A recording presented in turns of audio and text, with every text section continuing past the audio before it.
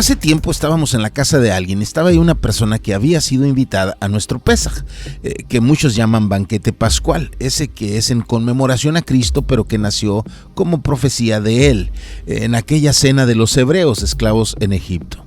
La cosa es que apenas dije Pesaj y esta persona me corrigió audiblemente. Se dice Pesach, pastor, y yo lo celebro desde hace mucho. No. Escuchemos. Pesaj, Pesaj, Pesaj.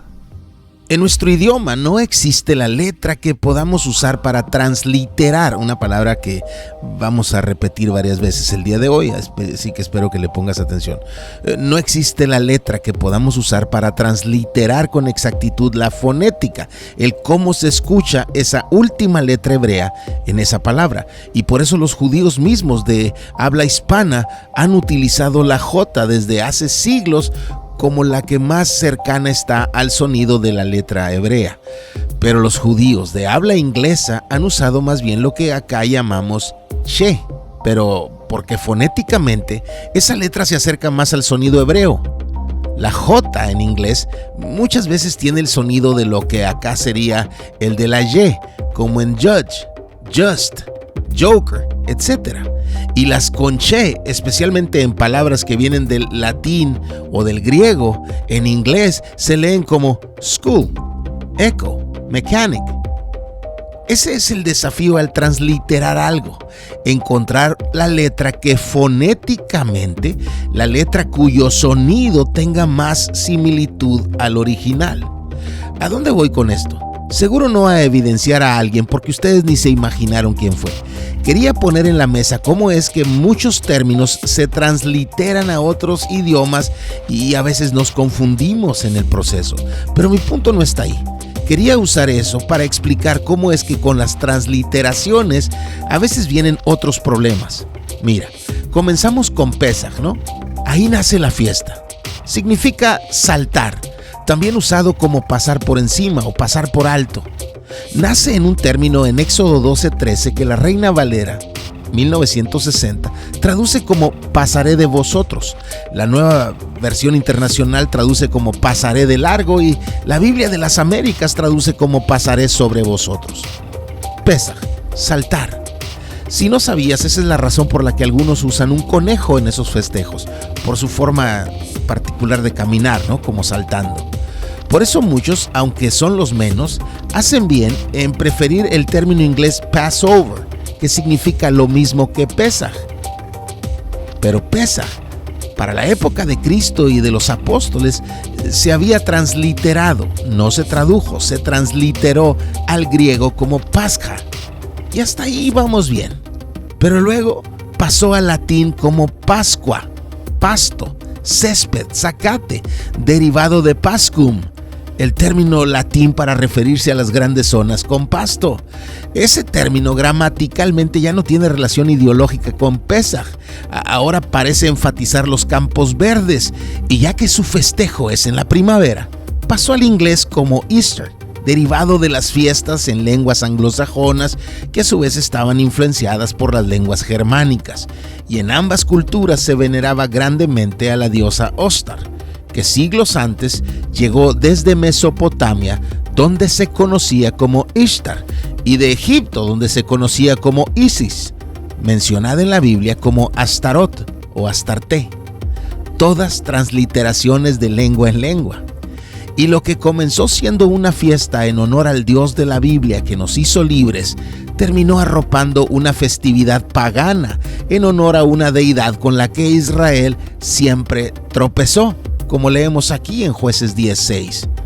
Pero los israelitas volvieron a hacer lo malo ante los ojos del Señor. Sirvieron a los Baales, a Astarot. Ahora, me sorprendió mucho la lectura en hebreo y luego la explicación en inglés de este versículo por un rabí judío, porque para nosotros una lectura a este versículo y terminamos creyendo que el pueblo se fue detrás de muchos dioses, pero cuando lo escuché desde la lectura de alguien que conoce la lengua original, la traducción más bien decía los Baal y las Astarot, dioses de Sidón, dioses de Moab, dioses de los amonitas, dioses de los filisteos. Míralo aquí, al centro en hebreo e inglés. Los israelitas de nuevo hicieron lo que era ofensivo a Dios. Sirvieron a los, en hebreo está en plural como se aprecia a la derecha, los Baal, y las, también plural como se aprecia a la izquierda, las Ashtarot. Pero mira cómo sigue: los dioses de Aram, los dioses de Sidón, los dioses de Moab, los dioses de los amonitas, los dioses de los filisteos. Ellos olvidaron y no sirvieron a Dios. Y entonces entendí por qué Baal y Astarot son siempre mencionados en la Biblia más que otras deidades. Pero es que Baal y Astarot, en plural, los Baales y las Astarot, eran las deidades del mundo pagano. Y están en plural porque cada pueblo tenía su propia versión de ellas, y por alguna de esas versiones fue que abandonaban al Señor y ya no le servían. Alguien dirá: oye, también se menciona a Dagón, pero si estudias al respecto verás que Dagón era otra de las formas de referirse a Baal. Incluso existe una pieza arqueológica antigua donde en caracteres fenicios aparece el nombre Baal Dagón. Por cierto, uno de los nombres de Baal terminó asociado con el príncipe de los demonios en los escritos evangélicos, que nosotros conocemos más popularmente como Satanás. En la ciudad filistea de Ecrón, Baal era adorado como Baal Zebul, el señor de la grandiosa morada. Pero incluso antes de Cristo, los judíos comenzaron a referirse a él como Baal Zebul, el señor del excremento, o como Baal Zebub, el señor de las moscas. Lo curioso es que los adoradores de ese dios tomaron eso con agrado, y así, ya para tiempos de Cristo, simpatizantes y adversos a esa deidad le llamaban igual, pero transliterado al griego como Beelzebul, y luego transliterado a nuestra lengua como Beelzebú, como apreciamos aquí, donde Cristo mismo fue llamado así por sus enemigos.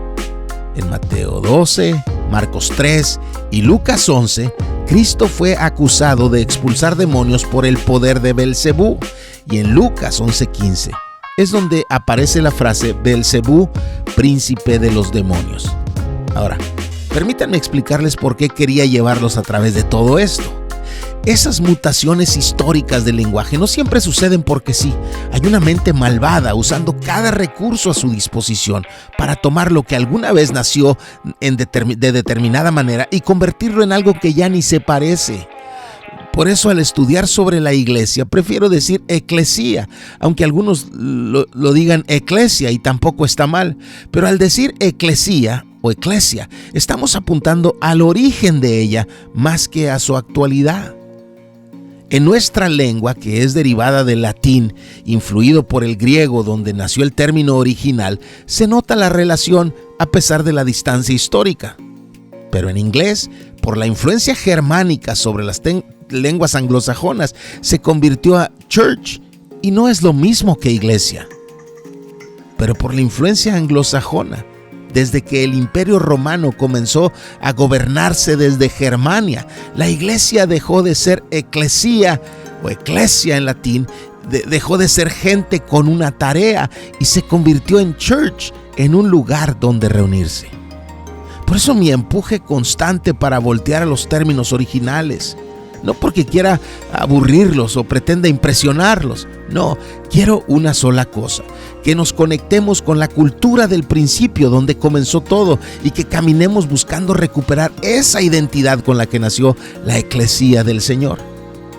Que dejemos de medirnos en relación a los conceptos actuales y que nos desafiemos con los formatos originales. Que no importe que no seamos como otras iglesias son, pero que sí nos interese que seamos como las iglesias eran al principio de todo. Y que lo que hagamos sea orgánico. Es decir, que trabajemos para que esa cultura se dé de manera natural entre nosotros, que lleguemos a que suceda todo eso sin esfuerzo, no sin trabajo, no sin ganas, pero sin que tengamos que estar concentrados para que suceda. Que seamos como una semilla de manzana, dando manzanas, porque eso está en su ADN. O una osa pariendo osos, porque eso está en su ADN. O nosotros siendo la eclesía, porque ese sea nuestro ADN. Y que sea además misional. Es decir, que seamos gente en movimiento, más que un lugar. Que nos mueva nuestro llamado, nuestra tarea, que nos conduzca eso que Dios quiere de nosotros. Y que además, que todo eso sea intencional. Que no pase solo porque no hubo otra opción, que no pase solo porque alguien nos empujó, que suceda porque juntos lo quisimos, porque juntos tengamos la intención, el anhelo, las ganas de que eso pase. Así que, como ya les había anunciado, tomaremos algunos términos en griego que aparecen en los escritos de los apóstoles para explicar algunas características distintivas de la vida en la iglesia de los primeros creyentes. Hoy, como ya les había dicho, pondremos nuestro énfasis en el término proscartereo y lo haremos desde la perspectiva de la eclesía esforzándose. El término suele traducirse en el sentido de perseverar porque encierra la idea de ir hacia adelante con determinación, como librando una batalla. Caminar hacia enfrente con decisión, con valor, con fuerza, como si estuviéramos en la guerra. Eso es lo que ese término encierra. Es utilizado en la Biblia para referirse a aquellas actividades a las que los primeros creyentes se dedicaban con apasionado interés. No duraré tanto en ellas porque hace poco las mencioné, pero lo repito para poder después trabajar juntos para organizarnos. Hay dos versículos que son especialmente importantes porque suceden muy al principio del nacimiento de la eclesía. Uno nos muestra a la iglesia esforzándose particularmente en 3 actividades y el otro nos muestra las actividades primordiales a las que se dedicaban quienes cuidaban la iglesia. Hoy atenderemos solo el primero, que está en Hechos 2:42. Si lo leemos en nuestra traducción, parece, les había dicho, que habla de 4 actividades, pero que en el lenguaje original solo son 3. La primera es que se esforzaban en crecer en la enseñanza de los apóstoles, en lo que para nosotros sería el estudio bíblico organizado, sistemático, lo que después comenzó a llamarse discipulado, que no es otra cosa que el caminar a través de la palabra para madurar en el Señor, para crecer en Cristo. Antes, durante la era de la agricultura, en que, salvo durante las temporadas de siembra o cosecha, las personas tenían mucho tiempo disponible, las reuniones de creyentes eran incluso varias veces por día, algo impensable con la agenda de nuestra época.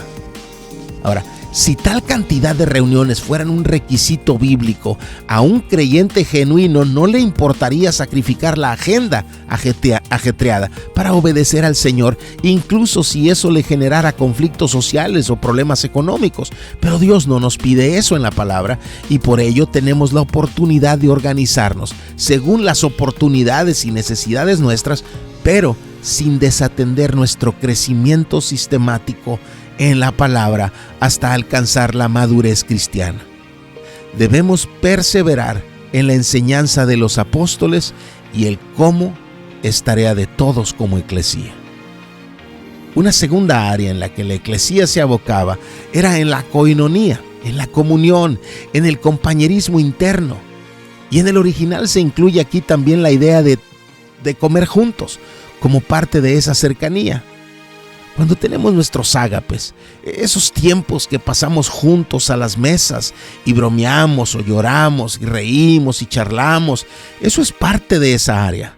Ese tiempo juntos a las mesas era y es fundamental para la comunión.